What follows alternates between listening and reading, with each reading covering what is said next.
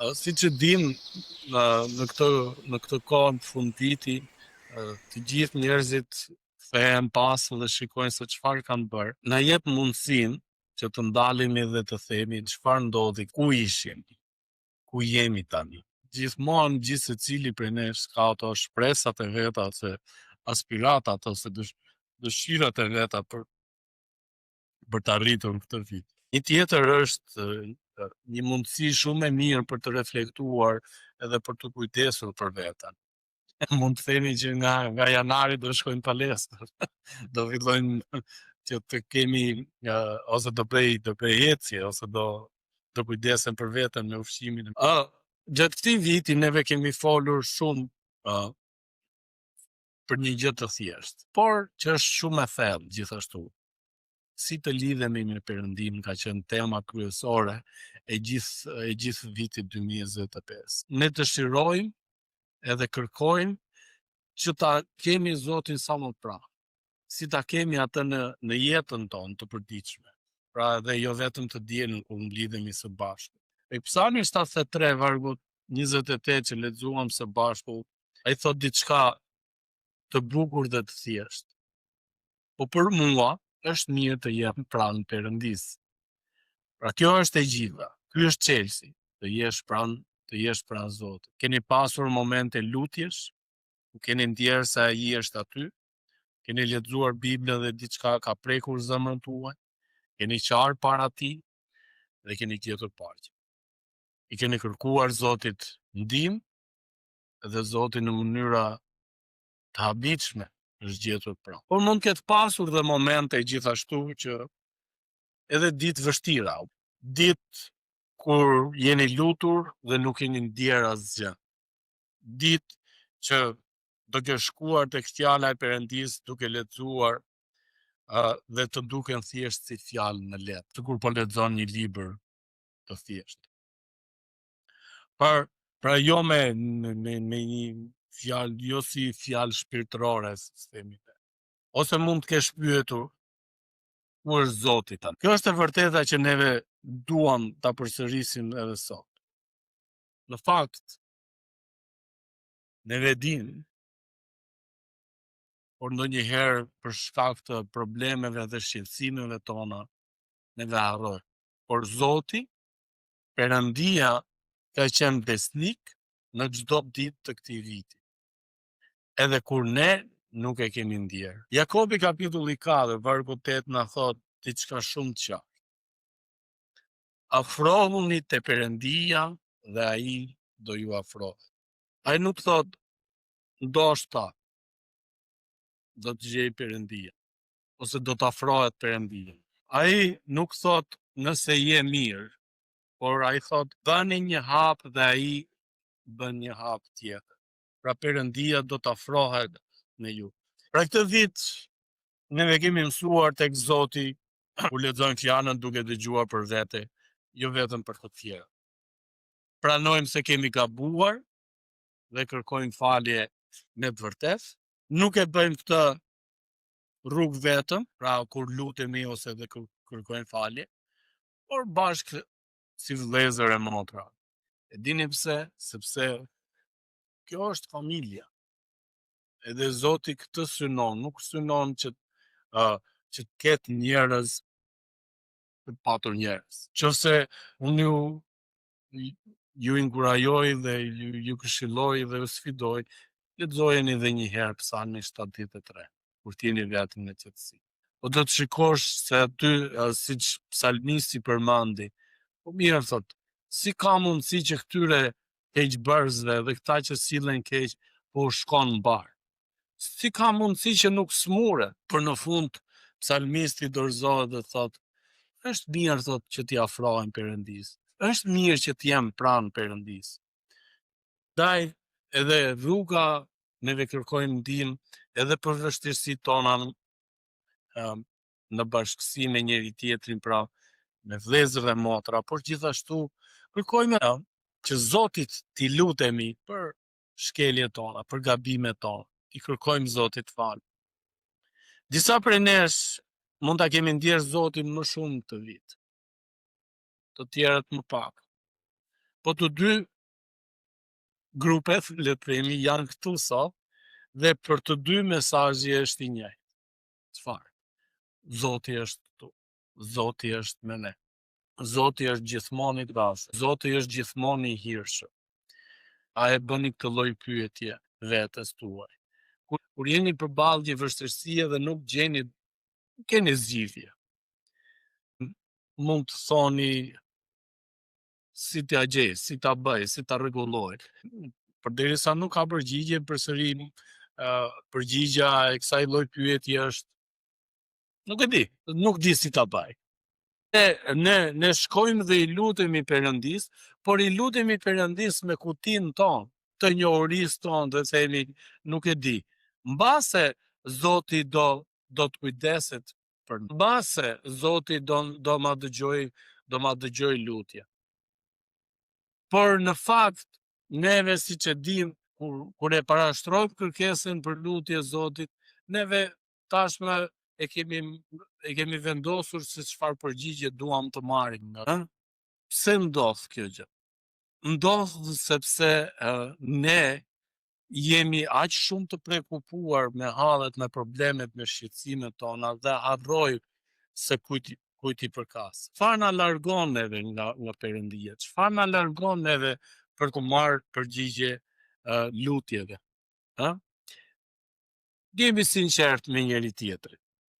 Ne e duam Zot. Gjithë e themi këtë gjë. Po pse ndonjëherë na duket sikur ai është larg, sikur ai nuk na dëgjon lutjet tona? Mateu kapitulli 13 vargu 22 thot kështu: shqetësimet e kësaj bote dhe mashtrimi i pasurisë mbysin fjalën. Nuk është se nuk duam Zotin, ne duam Zotin. Është se jemi të zënë, jemi të lodhur, jemi plot mendime, jemi bërë si robot që bëjmë gjëra pa mendim. Sepse vjen e dela, jemi sot këtu, po zemra jonë, ku është? Po mendja jonë, ku është? Fokusohemi aq shumë sa te shqetësimet e problemet tona, sa neve harrojmë që Perëndia është në kontroll. Në fakt, ne duam që ta kemi neve timonin në dorë. Po të shikosh kur situata është në kontrollin ton ose sipas mënyrës tonë, edhe ndihemi rehat. Ndodh shpesh me shoferat, kur është dikush tjetër që është duke ngarë makinën edhe ulet në vend të parë, por nuk është vetë shoferi, ndodh shpesh që shkel edhe frenat. Po mbajë, pra shtrëngohesh fort. Edhe kjo është ajo që ty të ftohet, ose detyrohesh, se s'ke zgjidhje tjetër, që të kesh besim tek shoferi apo që të çojë në vendin e duhur, që ta llogarisi hapësirën midis makinave, mos frenoj fort, mos çuj kokën nëpër xham. Pra, mendja jon fluturon në shumë gjëra, në shumë shqetësime. E njëjta gjë mund të jetë edhe në këto momente kur jemi këtu duke adhuruar së bashku. Po kur lutemi para gjumit, po a jemi vërtet aty apo thjesht i mbyllim sytë dhe themi o Zot na ndihmo, o Zot lutem, o Zot më falës, çfarë do lloj lutje që ne mund të bëjmë në ato moment. A mos vallë është ky problemi ynë, që jo se nuk e njohim Zotin, po se njohim më shumë me kokë se sa me zemër. Pra me njohuri se sa me zemër. Edhe puna është gjithashtu që ne e dëshirojmë Perëndin si që të na shfaqet ne në jetën tonë sipas mënyrës tonë, sipas të mënyrës së provuarit gjëra. Ose me çato lloj gjëje që neve mund të sjellim si shembull, nëse neve nuk dim ta rregullojmë vetë, themi nuk bëhet më. Për X gjë në shtëpi ku na prishet. Po kur marrim ustajin që e rregullon, edhe ti zbulon që ai kishte një gjë të vogël parëndësisht, edhe që mund kushtoj pak lek, Ti thua pastaj do isha sobën, do isha frigoriferin, do isha çdo lloj gjëje që prishet. Pra, në bazë të vlerës që e blen si të re. Nëse ne duam pra që të njohim Perëndin, fjala na vazhdimisht na kujton mos u ftohu, mos flini gjuhë. Prandaj dhe Jezusi thoshte gjithmonë qëndroni zgjuar, rrini pranë meje. Perëndia nuk kërkon të jemi të përsosur, ai di që nuk jemi, prandaj dhe i erdhi dhe Jezusi. Por kërkon një zemër që është e sinqertë, një zemër që thot, Zot, dua të jem pranë teje. A mund ta bëjmë ne këtë gjë? Që të jemi pranë Zotit? Nëse ne dëshirojmë të jemi pranë Zotit, ne duat që të lejojmë Perëndin të punojë tek. Ta që janë futen tek rangu usallarëve, kur i thërrasin në shtëpi për të rregulluar X gjë, e mira të mirave është që ti lesh të qetë që të punojnë që të mbarojnë shpejt. Por ka nga ata njerëz që janë shumë zevzek, edhe dëshirojnë që hiqe këtu, bëre këtu, lëvizje, mos e prek, mos e luaj atë pse ma prisje, po si do të rregullosh ti, po pse e vure këtu, po pse e hoqe atje, edhe që nuk lejon që të bësh punën tënde deri në fund. Baba im ka punuar, rregullonte gjëra të ndryshme në fshat, karroca, kuajsh, ndronte rrotat, i ndronte gomat, i fryte, i rregullonte, saldonte. Por gjithmonë ka ndodhur që në momenti që ai personi që vinte për të bërë kryer atë defekt, le të themi, sa herë që ata i rrinin në kokë për që ta bënd, nuk i heste puna për çfarë. Nuk arritët do të fokusohesh, sepse ajo çdo lloj punë ka nevojë për fokusin e vet, që të jesh i qetë që të vazhdoj punën. Edhe babi pastaj detyrohej dhe bëj edhe keq, do thonë se i largonte, largohu ik që këtu është. Ik me qetë që të punoj, kur të marroj do të thrasun. Se nuk pa me i do të që ta mbaroj. Edhe ajo, ikte ata pun 10 minutash e mbyllte punë, ata defektin që kishte. Kur ne vim tek Perëndia mund të le ta ilustrojmë në këtë lloj mënyre. Perëndia mund të jetë mekaniku ynë, elektricisti ynë, hidrauliku ynë, mjeku ynë, çdo lloj profesioni të mundshëm, por ja themi Zotit këtë gjë, ne të lejojmë Zotin që të veprojë. Ne nuk duhet të themi, unë këtë nuk di ta bëj, ose kjo gjë nuk arrihet, nuk bëhet, po për çfarë shkon dhe i lutesh Zotit pastaj? Po, me që s'po di çfarë të bësh, të hajt po e fusim dhe i lutje se nuk i di. Pra, ne duhet të jemi në këtë lloj mënyre dhe të qëndrojmë në këtë lloj mënyre përpara Zotit. Të parashtrojmë Zotit me gjithë zemër të përur. Edhe Zoti vendos, edhe duhet i besojmë edhe vendimin që Zoti merr për ne. Pra të hesësh me Perëndin do të thotë i flet atij për gjërat e vogla dhe jo vetëm për problemet e mëdha. E kërkon edhe kur je i lumtur, Perëndin, dhe jo vetëm kur je në hall. Dëgjon çfarë thot, edhe kur nuk të pëlqen. E do më shumë se çdo gjë tjetër. Historimi nuk është një orë në javë. Ne këtë e dim. Është një jetë, është çdo ditë, është çdo orë, çdo vendim, një jetë e thjeshtë me Zotin është më e fortë se çdo dije teorike. Pra, tani duhet që secili prej nesh të ndaloj për një moment dhe të pyes veten, ku jam sot me Zotin? Ku isha unë këtë vit? Pra, jo ku duhet të jem, po ku jam? Çfarë më ka afruar më shumë tek ai këtë vit? Çfarë më ka bërë që të jem më afër Perëndisë këtë vit? E keni vënë re kur kemi probleme shqetësime, ne shpenzojmë më shumë kohë me Perëndin, lutemi, këndojmë himne e adhurimin, lexojmë nga fjala e Perëndis. Kur Ranci theu krahun, neve ishte Anci që flinte te krevati madh sepse ishte më lehtë aty, dhe nëse do rrotullohej nuk binte nga krevati, sepse nuk duhej që ta lëvizte allçin. Sepse po lëvizte në hapë të lasha shumë të mëdha. Por ajo kohë ka qenë në fakt një muaj e gjys, 40 ditë ka qenë për mua një kohë ku unë kam shpenzuar më shumë kohë duke lexuar nga fjala e Perëndis, duke u lutur, se sa më tani. Pra, siç e dim, në shqetësimet tona, në vuajtjet tona, në dhimbjet tona, neve shkojmë dhe shpenzojmë më shumë kohë me Perëndin. Por nuk duhet të jetë kështu. Ne duhet të shpenzojmë kohë edhe në kohët tona të qeta, edhe në kohët tona kur jemi të gëzuar, edhe në kohët tona kur jemi me shëndet të mirë, duke kërkuar Perëndin në çdo moment. Çfarë më ka penguar mua?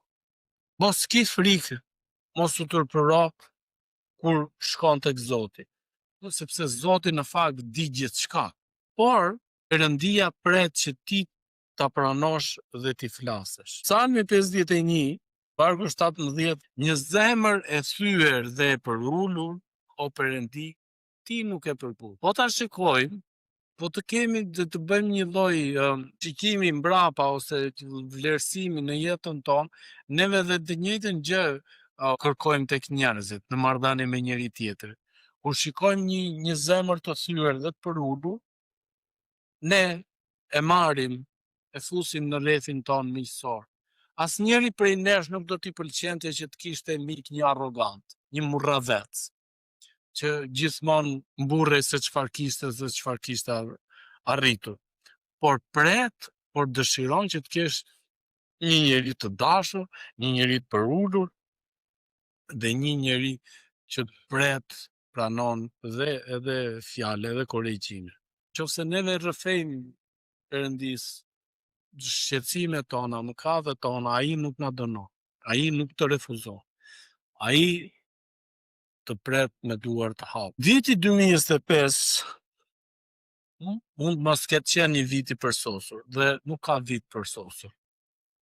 Por kemi pasur suksese dhe kemi pasur dhe dështime. Kemi qeshur dhe kemi qarë, kemi ndjekur Zotin dhe kemi rrëshqitur. Por ja ku jemi. Jemi ende këtu, ende gjallë, ende me mundësi të fillojmë përsëri. Mesazhi më i rëndësishëm që mund të marrim sot është ky. Nuk ka asgjë më të çmuar në jetë se sa të jesh pranë Perëndis. Jo para, jo famë, as shëndet, asgjë. Kur ke Zotin, ke gjithçka. Kur s'ke Zotin, nuk ke asgjë. Sepse në fund të gjithë njerëzit mund të kenë arritjet e tyre më të larta, por do të vijë një moment që do të bjenë.